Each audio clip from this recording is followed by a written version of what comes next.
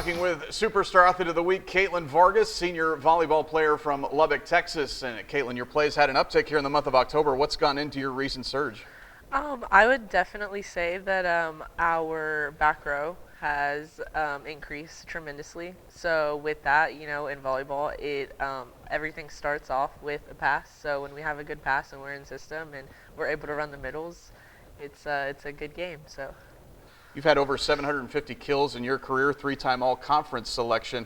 What do you feel like you bring to this team as far as your skill set goes? I would say I'm a very big utility player, and I believe that Coach thinks the same. I know that she can put me anywhere, and I will, do whatever it takes to help win the game.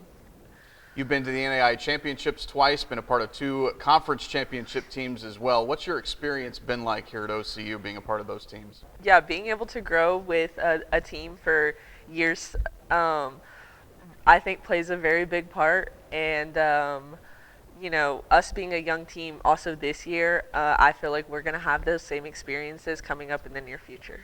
How have you been able to draw on those experiences and kind of help your young teammates this season?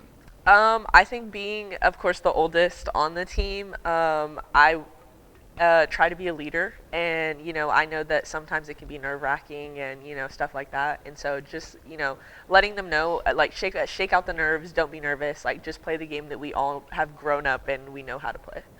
What was it that brought you here to OCU? Of course, the campus is beautiful. I love the campus. The coaches, they were all amazing. And it really made you feel like a family.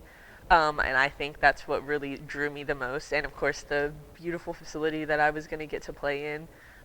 So I really wanted that for my 4 years that I was going to be here. So. What are you studying here? I am a double major in exercise sports science and psychology. What kind of career plans do you have for yourself? I really would like to go into sports psychology and help athletes. Since I'm an athlete, I feel like I will be able to really bring a lot to those that may be struggling mentally, physically. A lot of players, go through things. A lot of people don't see what players have to go through. And so I think me being an athlete and sometimes facing those struggles, I think it'll really help other athletes, seeing me going through the same things as them, being able to help them. That's what I really would like to do. So. All right. That's Superstar Athlete of the Week, Catelyn Vargas. You can follow the stars on OCUsports.com.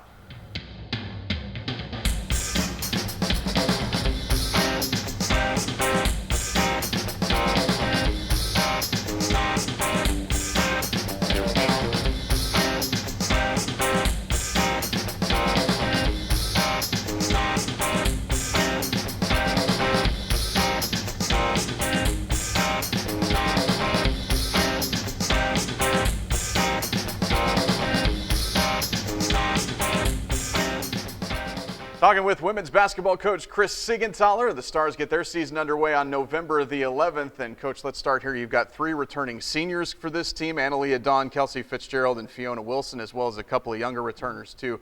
Tell us about the group coming back for this year's team. Yeah, we're excited. We're really looking for AD and Fiona to really lead us. I mean, they were 3rd and 4th, respectively, in scoring last year, AD with about 12, and then Fiona with 11, roughly. So we're really looking for them to lead us. And then, of course, Kelsey with the sharpshooting ability. I think you guys will see Elaine a little bit more at the point guard this year for us, really challenging her with that ability. We're going to be small, but we are going to be fast. And so we had our last scrimmage.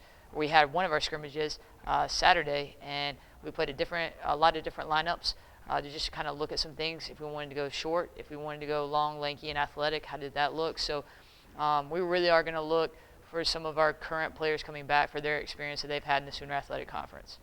How about some of the newcomers that you brought in for this year's team? Who are we going to be looking for to make plays there? Yeah, that's exciting. So one name to kind of have on their radar is Amaya Gordon. I think she has a chance to be an All-American. But, we'll have to get adjusted inside the Sooner Athletic Conference. It is a tough conference. And then another name is Casey Gorman, who's going to be an inside player for us, long and lanky. I think she has a chance to be just incredible. And really build. She's got to put some muscle on. We've talked to her about that. But her ability just to run and to finish, had some really good finishes inside the scrimmage, just plays extremely hard. So I would be on the lookout for those two for sure. You're scheduled to start the season now on November the 11th. It was supposed to be on November the 3rd. Kind of take us through the circumstances that surround that game and why that's not going to be played against Wiley College this season. Yeah, so Wiley College, their head coach passed away of 37 years, stage 3 cancer. Their assistant or associate AD actually contacted me, and respectfully, we decided to push that game to the 23-24 season. Their head coach their volleyball head coach is actually coaching their women's team, and so they'll be in New Orleans at their conference tournament, and we just couldn't have our schedules aligned on that. So that's the scrimmage we picked up last Saturday against Redlands. So it's a chance for us to get another scrimmage in, really kind of get our feet under us before we go and play non-conference competition. In January this season, when you guys play Langston, it's going to be Military Appreciation Day. Tell us about what brought that about and how important that is to you. So through our Coaches Association, we have a partnership with the Marines. And so through that, I had a chance to go up and for about 3.5 days in Quantico, Virginia, and train with the Marines through leadership, which was incredible. Don't really have a lot of military background. I don't really have any family other than my grandfather that's been in the Navy. So it's been really neat to really build those connections, still have those connections. We actually had a captain out of California leading the tank unit as our leader, which was really neat. And so through those connections, we've found boots on the ground here at OKC, and they've actually been working with our program in the preseason, training our athletes, having some leadership talks with them. And so we're really wanting to kind of integrate that.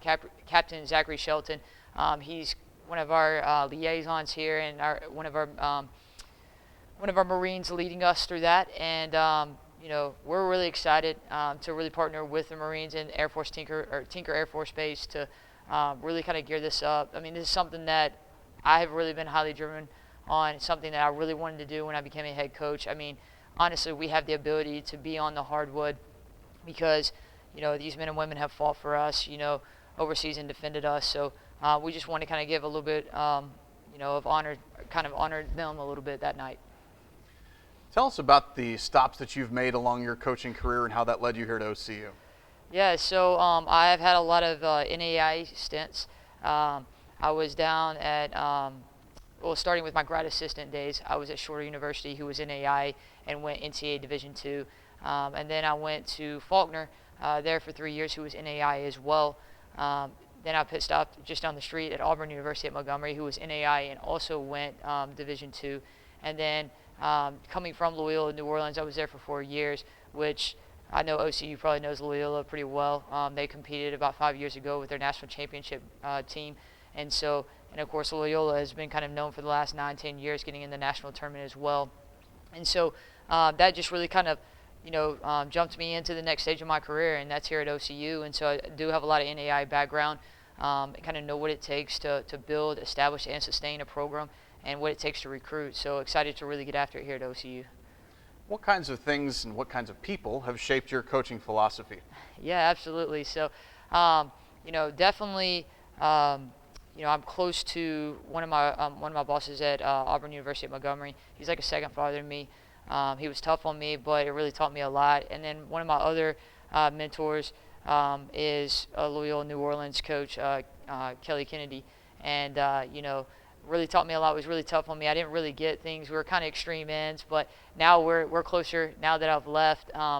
And I'll probably call KK three times in the last probably week and a half. Just hey, I want to pick your brain on some strategy and things like that. And of course, my uncle was he's a high school athletic director and also been a girls basketball coach in high school. So it's just kind of been in the blood. And when I go back home, everybody calls me Coach, not Kris. So it's kind of just a reputation I've kind of built. But, and then, of course, my family's been so supportive in that process as well. So. All right, that's OCU women's basketball coach Kris Seigenthaler. You can follow the Stars on OCUsports.com.